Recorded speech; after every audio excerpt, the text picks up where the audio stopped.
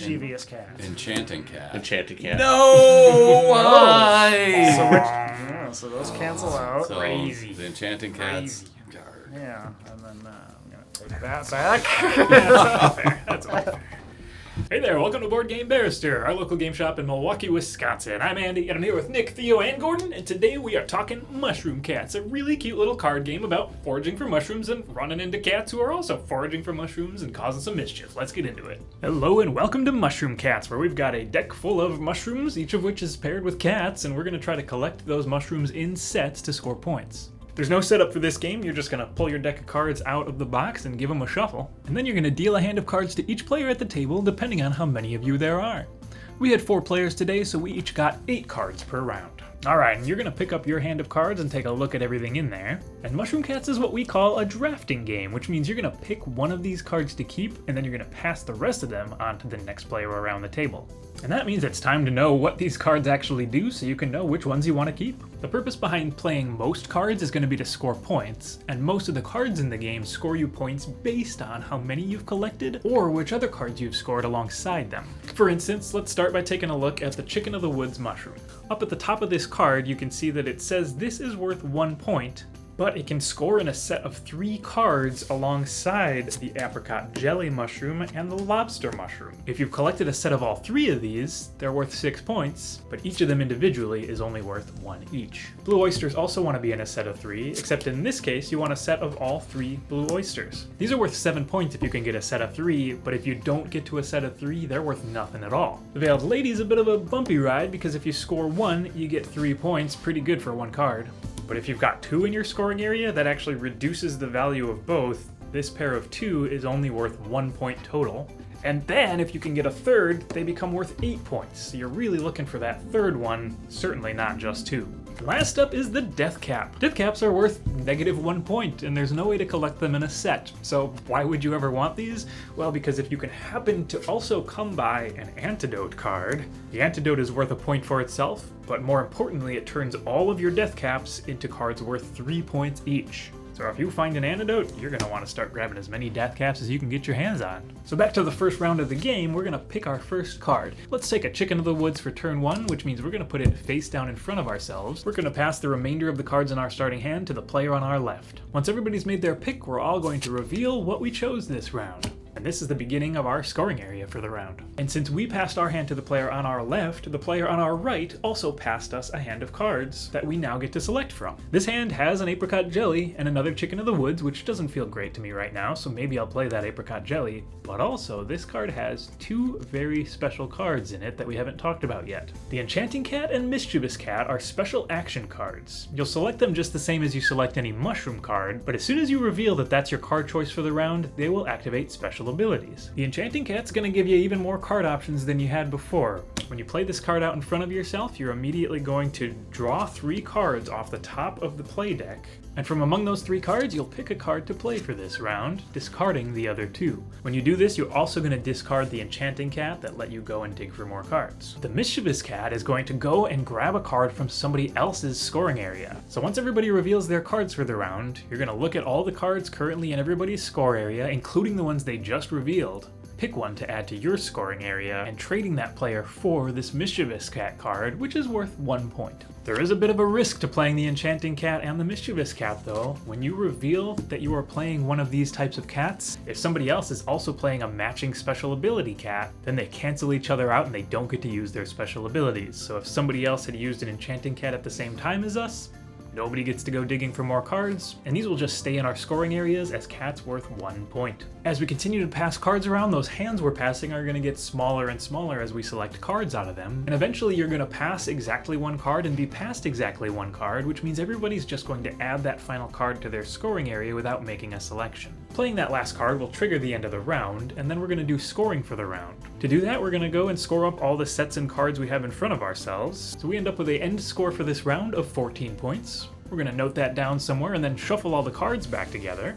Then we're going to play 2 more rounds in exactly the same way, dealing cards out to each player, drafting 1 card at a time, except that in round 2 you're going to pass your hands to the person on your right, and in round 3 you'll go back to passing to your left. The end of round 3 is also the end of the game, so we're going to add everybody's score from all 3 rounds. The player with the most points is our winner.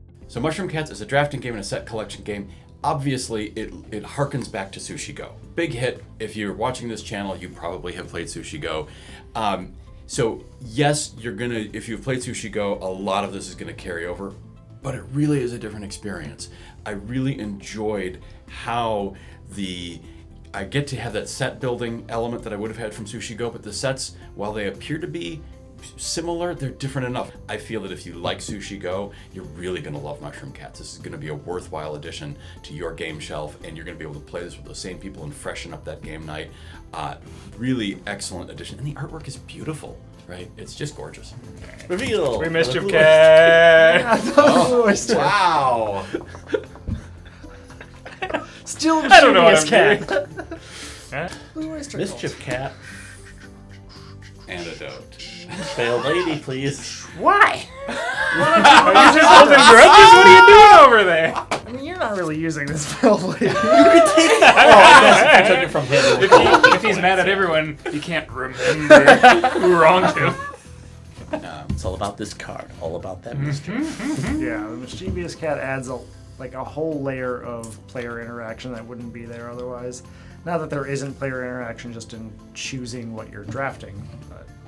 So I played this with 2 players, and it works a lot differently than playing with more players because each round you are knowing what is getting passed back to you. So it adds a lot more ease of card counting, I guess, where you know that there's a Mischievous Cat in there, so you want to maybe not play your antidote right away. You want to wait until you know they've all the Mischievous Cats are out and it's not going to be stolen from you. Or maybe you don't want to go after the antidote at all because there's not many death caps. Yeah, there's a lot more guesswork with 4 players, but the same sort of logic applies. It's just less straightforward because you're going, all right, I see 2 veiled ladies in this hand, and I saw 2 in the last hand, and nobody else has put one on the table yet. So even though these could all go in the time it takes to get around to me, it doesn't look likely, and you're kind of just hedging your bets a lot of the time on what cards are safe to put out in front of yourself and try to collect sets for. So oyster. This starts a new set, completed right? my I completed my. I got the set. apricot jelly. Is this magically an apricot jelly? Almost certainly not. Ah, curse. Oh, hey, Apricot jelly. That's all I needed. The one really interesting, strategic planning ahead element that I thought was so cool in this game is that you're kind of early on in the round, but then over the course of it as well, choosing which sets you want to go to and how much, fragility you're willing to take on. There's a certain amount of risk with every set in the game, but some of it is much more easy to absorb risk. So you've got the apricot jelly, lobster, chicken of the woods 3 set, which it's hard to pull off all 3. You have to find all 3 separately to score points out of that, but each of them is worth a point in their own right, so you're never straight up down and out if you can't pull off the last one in a set or something like that. And then of course the death caps are worth actual negative points if you can't hold on to the probably one antidote you have in front of yourself, and that's where things like the Mischief Cat come in and make the game really interesting, interactive elements, because you have to try to think ahead to when it's safe to go for those riskier strategies, maybe based on how many mischievous cats you've seen going around the table. And then an after effect of the fragility is that it ends up feeling like a push your luck game, right? It's what do I think I'm going to try for, and can I succeed or fail in that? And when you succeed, it's really neat because it's not success through randomness, right? It's success through, did I remember through card counting? I mean, maybe a little, but it's also, what do I think other people are going to value around the table? And so in the end, if you get that final card to complete your apricot jelly chicken of the woods lobster set, it's because someone passed it to you. So yes, you had to make the choice to push your luck, and then when you succeed or fail, it's because of other people's choices, and that feels really good.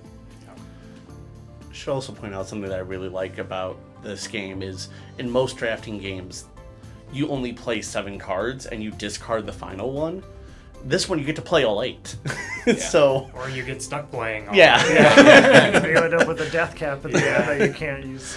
Alrighty, I think that does it for Mushroom Cats. Thanks for joining us for this one. We had a really good time with it. We hope you had fun watching. As always, hit that like button, leave a comment if you got one, subscribe if you want to see new videos about games every week when we post those, and check out our online store. Mushroom Cats is in there, and so are a bunch of other cool things. For the time being, we hope you have a great week, and we appreciate you joining us this time. Thanks. Bye.